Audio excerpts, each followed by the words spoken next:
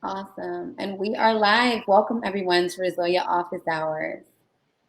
Great. Everybody.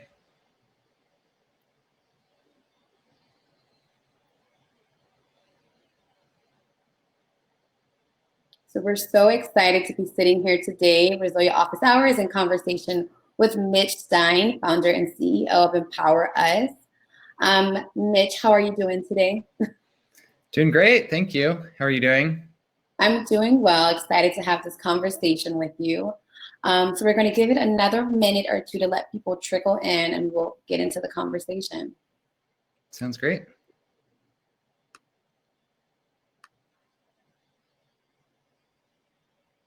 And for all of the attendees out there, thank you so much for attending. I really want to hear from you today, and so does Mitch. We want to emphasize that this isn't just a conversation where Mitch and I will be speaking at you, but we really want to be in conversation with you. We want to hear about your pain points.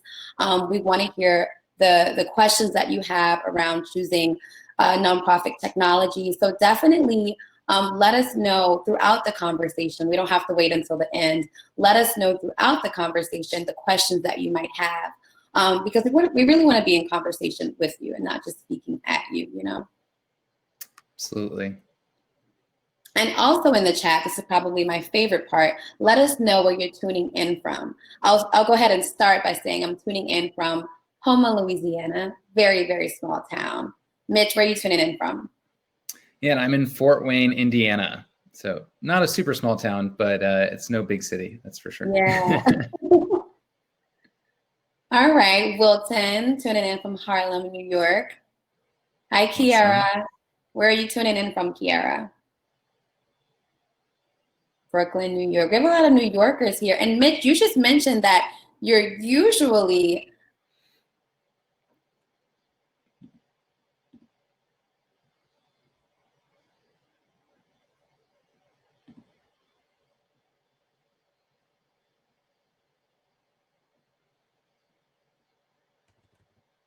We might have lost the wait for a little bit, so we'll just wait for her to log back in.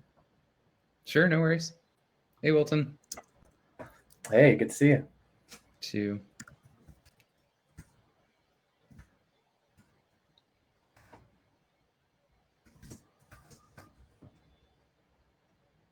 Bay Area, Brooklyn. Portia's saying hi. And for those of you that can't stay for the whole thing, everything is recorded. We'll have key takeaways. And so a lot of people register for this knowing that they'll receive the recording. So we'll have that for you in the coming days afterwards.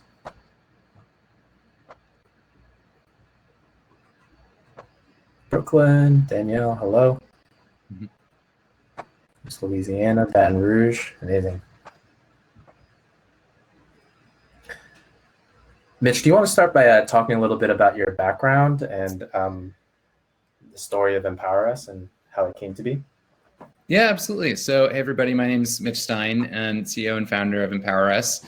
And, I was previously working as an investment banker. I was also based in New York City. I was covering the software and internet and technology landscape as a banker, but outside of work was getting more and more involved in the nonprofit space. And as I'm sure for most of you attending, that just became my real passion of how to make more of an impact for my own passion area and cause, which was ending AIDS. And I had joined an event called Cycle for the Cause, which is the Northeast AIDS ride from Boston to New York.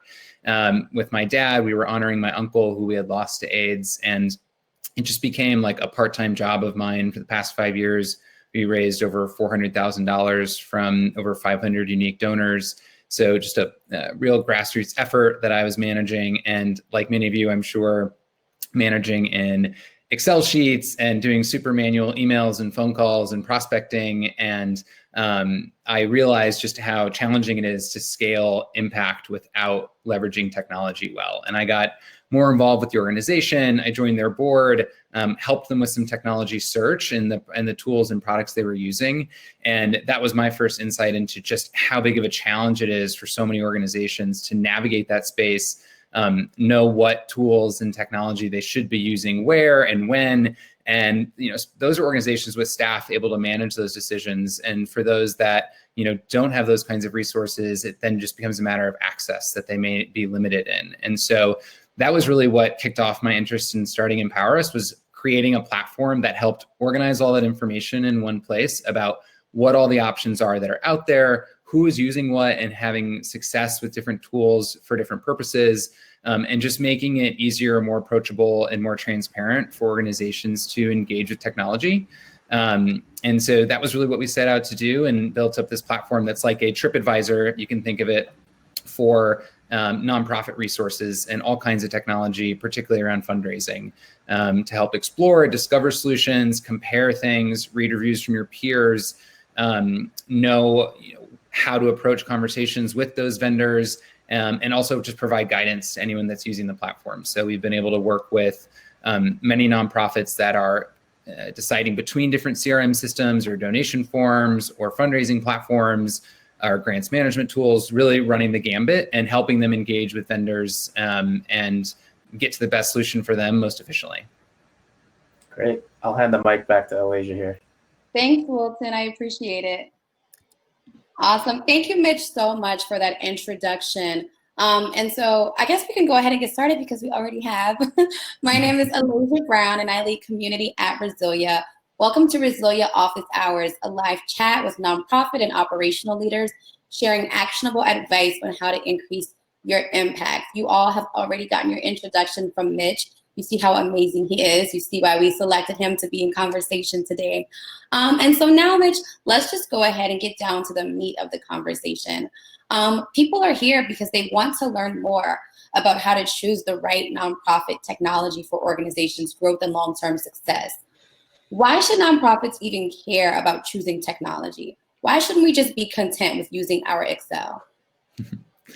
Yeah, it's a great question to kick off with, and I think my answer really is that everyone here started your organization because you wanted to create more impact. I mean, and it's the name of this series after all, right? Is scaling your impact. And I just think for anyone, if you're not maximizing your technology usage, you're ultimately leaving some impact on the table.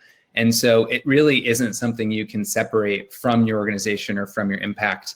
And I think it truly is core. And I think that the issues that come up around it that might prevent people from engaging with technology more, or like you said, getting comfortable with their Excel sheets and think that's going to be fine forever, is it's just a matter of limited time and money and staff. But I really believe that efficiently leveraging technology is the only way to get more leverage out of those limited resources, so that you can grow to have grow out of those limitations and have more resources at your disposal to serve your impact. So I would just say at a high level, it's totally understandable that it can be hard to prioritize or an area of discomfort. You've got a million different things on your plate. And so it can be easy to just stick with your tools that are already in place or something free or readily available, like those spreadsheets. But I would just encourage everyone to really carve out a little bit of time to more intentionally plan around the technology you're using. I mean, in 2020, in a pandemic, it's being fully digital just has to be your goal. And I think that it's just an absolute imperative to best serve your impact, which is what you're here to do. And in terms of like the why or the outcomes that might come from adopting better technology, is I really think that it falls into two buckets. It's efficiency in your mission delivery, and then it's effectiveness in your fundraising. And I frame it that way because I think the more manual your processes are, or the more time you're spending on kind of the operational back office things, that's taking away from your time you can be delivering on your mission as a small staff that's going to have to do both. And on the fundraising side, I would just say the more disparate or disorganized your data and information is, it just makes it harder to be donor-centric, and both in communicating your impact and story and in tracking and maximizing your donor engagement. So in order to maximize your fundraising and your own time, I think technology adoption and understanding what's going to make the most sense for your organization is absolutely critical. Absolutely. And I really want to hear from the attendees on this. Can you put a little like raising your hands emoji in the chat if you're currently using Excel, but you're dying, or using some sort of legacy system, but you're dying to make the change to technology, you're just a little bit confused on where to even start. So I'll ask that one more time just to get a little audience participation. If you're using a legacy system like Excel, but you really want to be more into using technology, put a little raising hands emoji in the chat. And Mitch, I love a good anecdote. I love a good story. I call them scared straight stories that scare people into just go ahead and jumping and going for it. Because like you said, it does take a lot of time to decide which platform you want to use. But I'm wondering, do you have any stories or experiences from where an organization was using a legacy system and it just ended up in an overall like nightmare? Yeah, I mean, I would say, definitely worked with organizations still using Excel. And I think, look, I was an investment banker. I love Excel, and it's a powerful tool and can serve a lot of great purposes. But especially when you have limited staff or resources, that's when it can really get you in trouble to not be leveraging a system or tools. And it's beyond just your donor management. It's how you're collecting donations, how you're doing your fundraising events. The more manual those things are going to fall through the gaps. And so, yeah, I mean, I've heard stories about, people missing donors that they weren't calling again because they were in the wrong location in Excel, or, someone asked their boss asked them to pull a report on donation trends over time, but they had it cobble together it between 4 or 5 different sheets, or the data didn't match up. I mean, having clean data is so important, and it's really difficult to do outside of a more automated system. And so I think those are really the issues. Is it's just time wasted, missed opportunity with donors, not getting the most out of your events or your fundraising campaigns or initiatives. It's often hard to, I think this is part of the problem, is it's hard to know what you left behind. Like, it's hard to know what donors didn't further engage, or who didn't convert to donate, or who you might have missed. But we have seen plenty of stories of people's, the success of their campaigns really skyrocketing after they've committed to really engaging with the product. So I think that's often going to be more of the evidence, is how the performance people achieved after the fact versus when you're, getting by with your current systems. Sometimes it's hard to know exactly what fell through the cracks. Right. So it almost sounds like taking a chance on more technology is like taking a chance on a lot more success. And who would not want to take a chance on that? Yeah, and I wouldn't even really view, I mean, I think as long as you approach it kind of with a methodology and be systematic about how you're adopting and using tools, I wouldn't really view it as taking a chance, right? You're just investing in something that is going to be more effective. So it's prioritizing to find the time, because I definitely won't say it's a piece of cake and it'll happen with a snap of a finger. Like, it definitely takes some time, and that's intentional, because it needs to be something that you or your team is invested in using and doing the right way. And no tool is going to magically make you prioritize and invest the time into using something effectively. So it needs to be intentional. But like I said, I wouldn't really view it as risk. I just think of it as finding the time to prioritize it and going from there, making the investment. Yeah. Awesome. Well, you just mentioned that it's important to kind of have a bit of method to the madness. So now that our audience is a bit more convinced on why they should abandon their legacy systems, can you give us more insight into strategic questions that nonprofit leaders should have the answers to before evaluating software? It's really easy to see something shiny and new and get excited to act on impulse. However, there are key questions that nonprofit leaders should know the answers to before even hopping on a demo call with product vendors. Take several steps back before you're jumping into, calling a vendor and like, okay, I'm ready to adopt this technology. After this, for the first 10 minutes, this conversation with Mitch and Resilia, I think the most important part is always about assessing your own needs and goals. So you need to do a little bit of strategic thinking, which I think if it's something you're not familiar with or intimidated by, it can be tough to know exactly how to do that. And so it might be it might be counterintuitive to think, oh, we're having a conversation about technology, but I'm actually going to ask you first about more strategic considerations.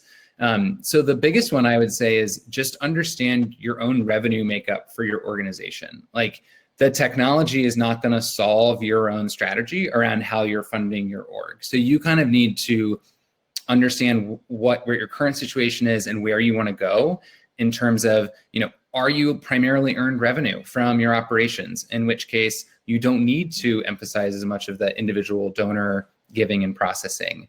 Is there a really small group of donors that are major funders that are supporting your organization, and that's fine. Then, it's a different path for everybody. But I think if look, we have a cause that a lot of people care about, and we want to get thousands of supporters engaged in a small dollar basis, then that's going to dictate how you approach the tech you're using. Or there's a certain demographic, we think this is going to be really popular with young people, so we need to have a strategy that meets them where they are and is active on social. Or maybe you already have a lot of interest from grant makers, and so you're going to be really invested in your own grants applications, which is going to take a lot of good storytelling and assessment of your own impact. So I would just say, first and foremost, understand your own revenue makeup and goals, and that's going to play into how you think about technology. And I would say, once you've established those fundraising needs, it's all about what channels make the most sense for your organization,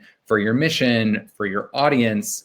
And then that's also going to play into how you select tools. Is it something that's email driven? Are you going to be on specific social channels? Are you going to be in person in events? Might not happen anytime soon. So, really thinking through the channels that you're focused on. And then lastly, I would say the third most important thing is just being realistic with your team's experience level, bandwidth, and budget, because it's easy to get lofty goals around the systems or things that you want to do, but take the steps that are within reason for you so that you have success along the way. So that's a big part of planning and strategy, is the types of resources you have available to you within your own team, and the places where you have gaps that you might need to fill with different team members or different trainings you can do. Just important to be cognizant of all those things. And I think a clear understanding of that will really help you prioritize heading into a conversation and have a real North Star, because before you're talking to a really good salesperson, they're going to have a lot of shiny objects that can be like, oh, wait, yeah, they have built-in wealth prospecting. I need to go use that. And you're like, is that a priority of mine? Is that somewhere that we're going to really drive our own strategy?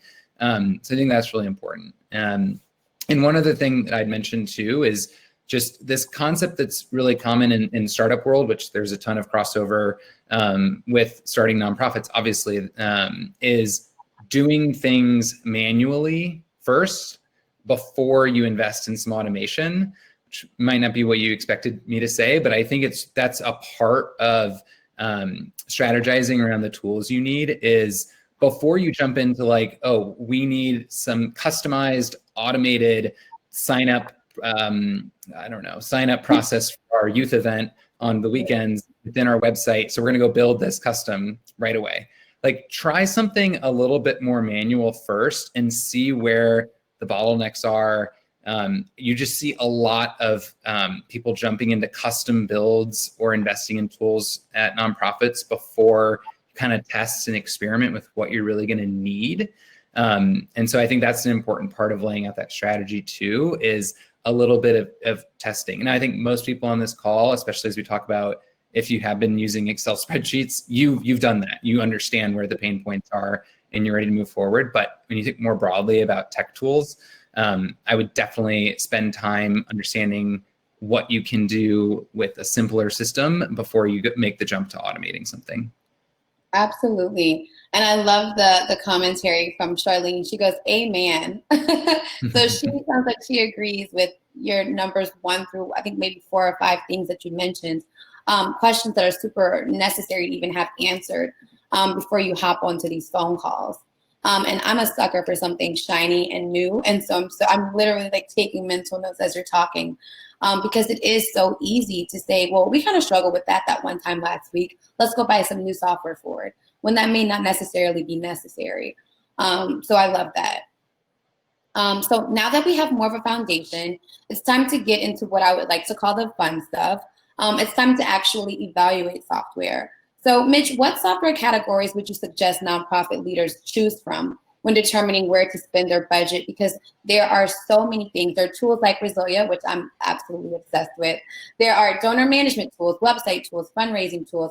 How do we determine what tools to purchase first?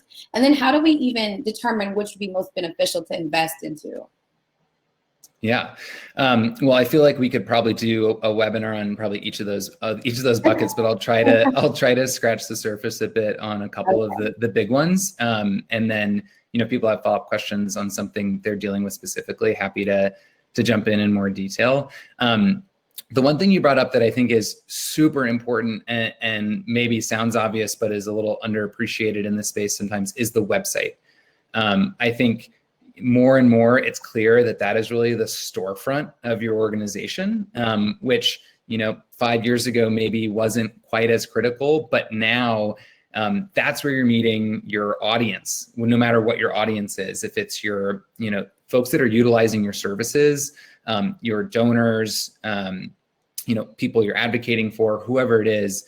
And so I've found a lot of organizations that they'll pay someone to put up their website and they view that as like they've checked the box and they can move on. I would really encourage people to think about the website as like an ongoing work stream where someone is on your team is kind of responsible or managing that. Absolutely.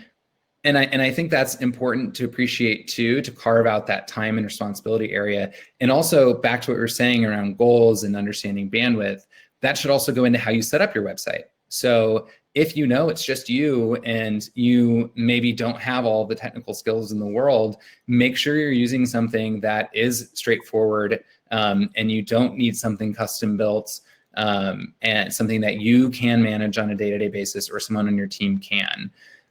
So that is kind of the spectrum of how you can manage your core site. And I would also, it's going to be specific to the organization and what your own objectives are. So are you using the site for your programming? Are you using it primarily as a donor engagement and communication tool?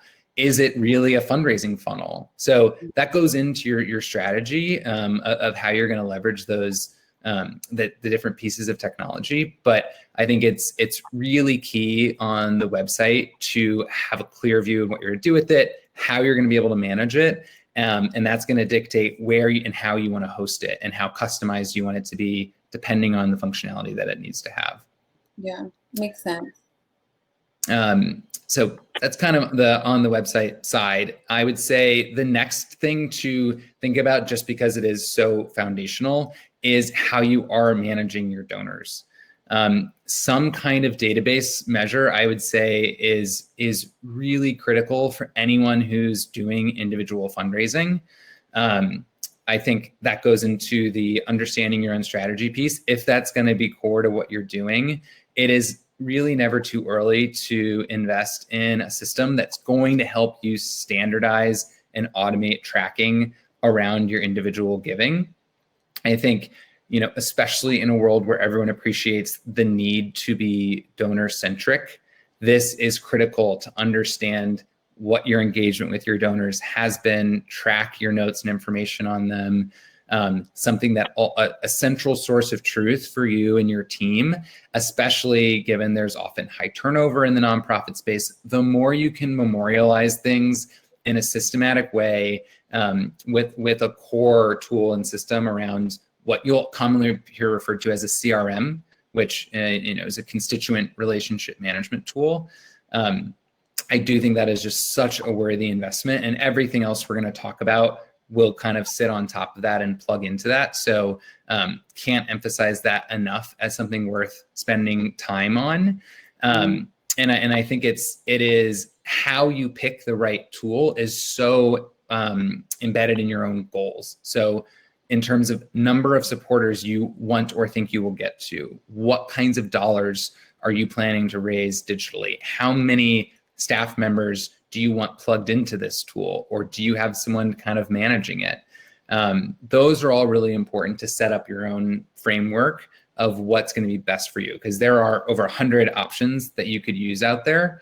And so that's going to help you start to narrow down the pack into what makes the most sense. The last thing I'd say around CRM too is that there is since all these companies know this is foundational, so it's like a core decision you need to make. And so I feel like all of them also try to do a little bit of everything. So they try to be the all-in-one solution. And this is where you get into a lot of those shiny objects we talked about, where they have this amazing pledge management and grants management built in, and they can do your advocacy and they do your messaging, and it's like all built in one system. It is inevitable if you have an all-in-one solution, there will be some things that are better achieved and some things that don't quite meet your expectations or aren't best in class. And so again, coming back to setting up your own priorities and your own North Star, you don't have to have a system that checks every single possible box you could use natively. I would say to prioritize the things that are most important to you and kind of make that as a numbered list so that you can start to make those comparisons next to each other of like, okay, yes, we do leverage some volunteers, but it's a small number. So if this isn't the most sophisticated built-in volunteer management system, that's not totally core to our strategy. So that's okay. I think having some of that viewpoint before you jump in is really key. And the other thing I'd mention too is within the CRM, you're probably going to grow and change, right? You're a new or scaling organization.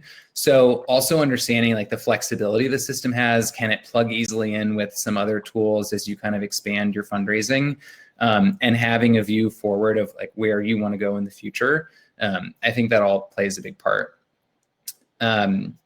Two other buckets I would just talk about from the technology perspective are fundraising, which obviously we've mentioned a bunch of times, and donor communications. So these can be a part of those CRMs depending on if they meet your needs or not, or a separate tool. On the fundraising side, I would say it's totally normal for new organizations to do a lot of experimenting, seeing what works, what resonates with their supporters, how they're finding new supporters. So I think it's good to just have a broad understanding of what the options are, right? So there's specific events you could be doing, and now we've seen an unbelievable amount of creativity in terms of how those are structured, part in-person, part virtual, one night, ongoing, peer-to-peer, crowd-led, periodic point in time, classes, there's a limitless list of things you could be doing. So I think just having a sense for what's out there, what makes sense for your organization, and what could be on the come for you will be important as you're evaluating tools. And especially if you have things like specific campaigns, or you want to try out at your own giving day, there is so many options. So having an understanding of the broader opportunity set and kind of where they fall on your own priority list is really key to looking at some of the technology solutions. And the last bit on donor communication, I think, again, that can be built into some of these core CRM tools, but it really depends on your donors. And don't be afraid to ask them, especially if you have a relatively small number now as a new or growing organization. Ask people how they like to engage. Do they like getting the email newsletter? Do they like seeing your things on social? Are they a texting audience? Don't be afraid to experiment and get feedback from them. And that should feed into how you're prioritizing these different solutions. Absolutely. And thank you, Mitch, for being able to kind of minimize that all down, because I know you said we could have did a whole nother session on the questions that I asked. So I really appreciate it. And while you were giving us a wealth of knowledge, I went ahead and asked the audience, what tools are you debating investing in? And also what's holding you back from investing? Carrie said that she is thinking about investing in scholarship tracking software from application to award, including donor reporting, but the cost is holding her back. And I feel like that's kind of a lot of people's issue, especially when you're starting a new organization. You have to be so aware of how cost will affect everything. So do you have any advice for Carrie around that?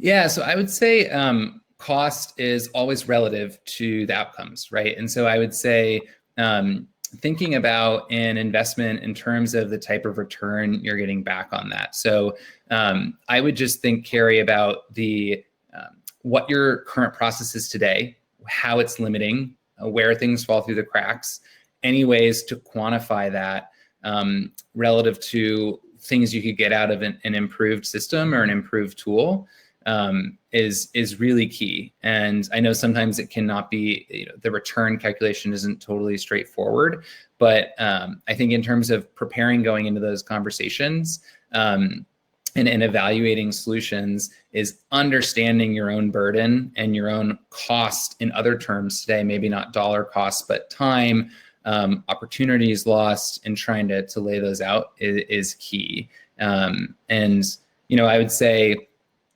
beyond that, and finding solutions that aren't as costly or may fall better into your budget is if you start having some of those conversations with providers and you have multiple that you're looking at, and I'd be happy to take this offline too, Carrie, and think about what the options are out there. But oftentimes you can get some movement from the providers and the costs that they're charging, especially if they know that you're looking at other solutions comparable to theirs. So I don't know exactly what the limitation is or how far off it is from your budget, but hopefully those two tips are helpful. Yeah, thanks, Mitch.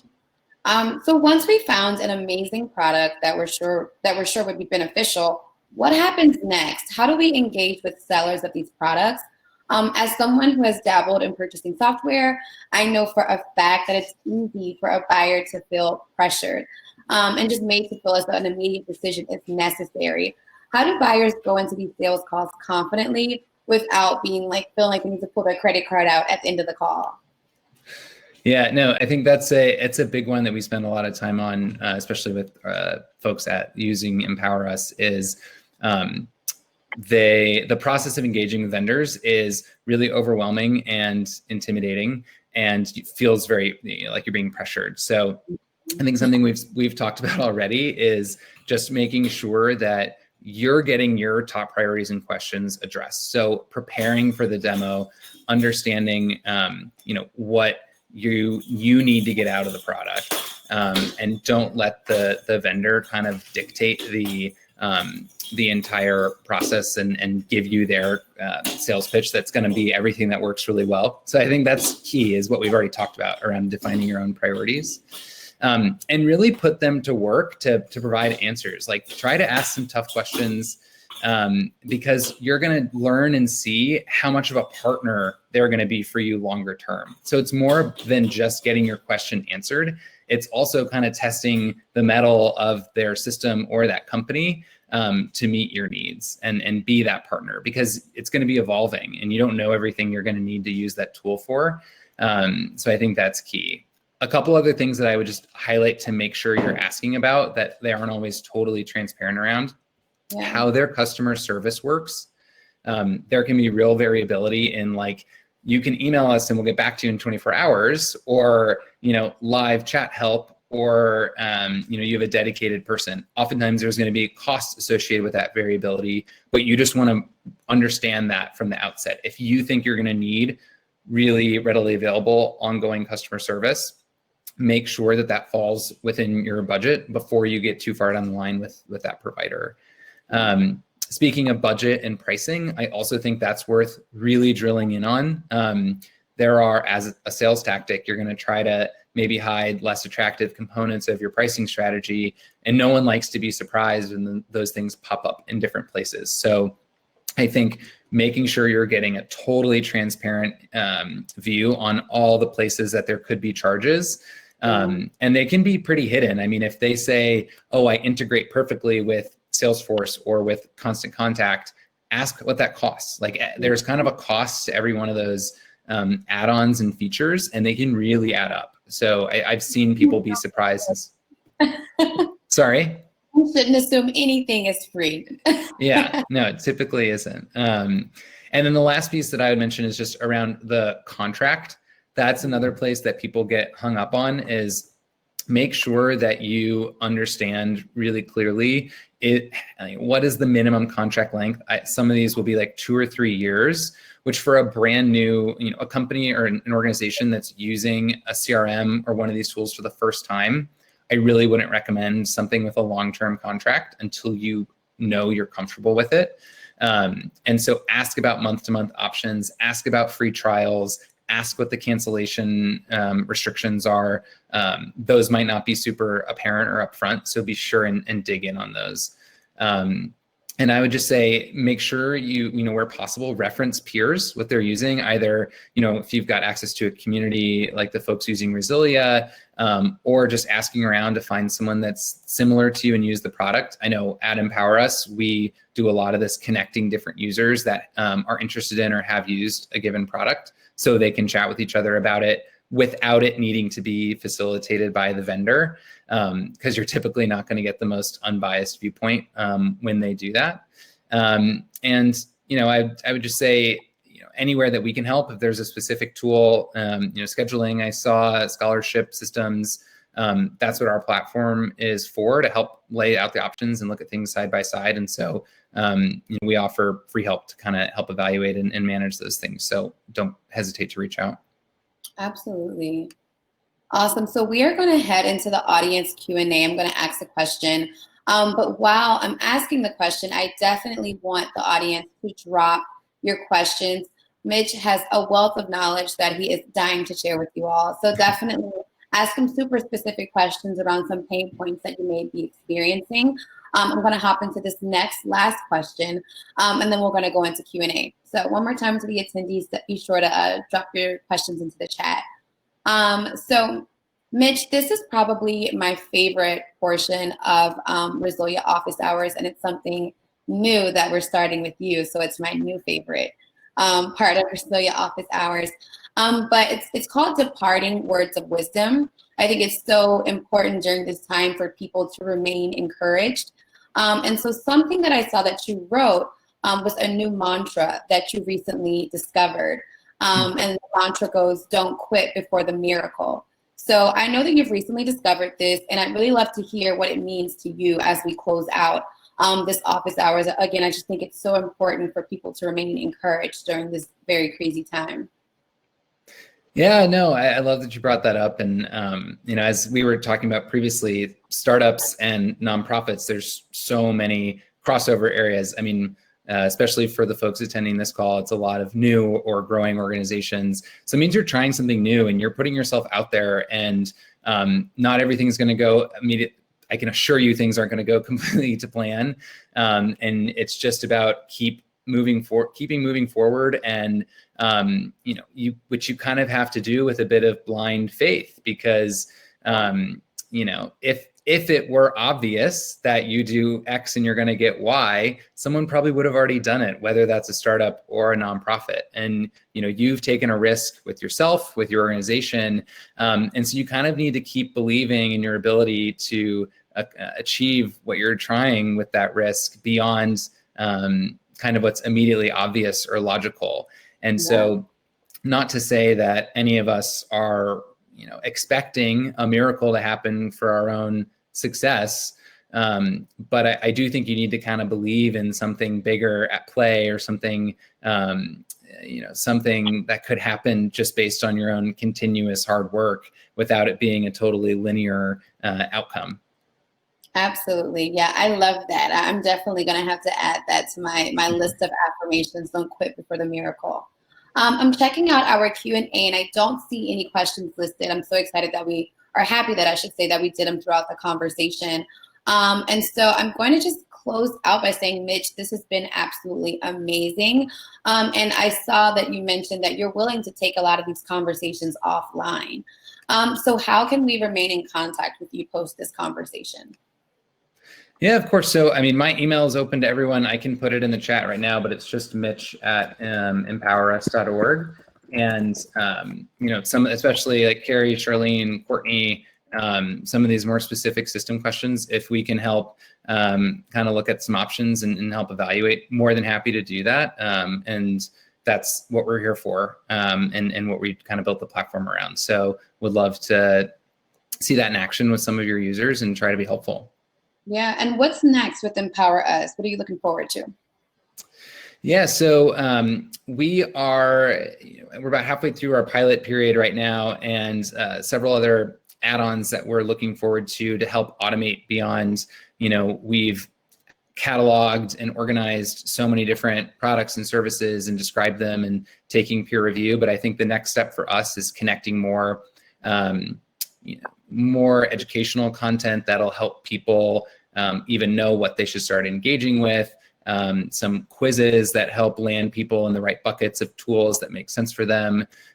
Anything we can do that gets people more engaged and excited and less scared about using technology. Those are things that I'm most excited about. Awesome. Well, thank you so much for your time, Mitch. I just want to remind everyone to follow Resilia on Instagram, Twitter, and LinkedIn. We're on Instagram and Twitter at resilia.co. Also, we will be having our next office hours December 3rd, same place, same time, 12 p.m. Central. So again, thank you so much for your time, Mitch. And thank you to all of our attendees for attending. Awesome.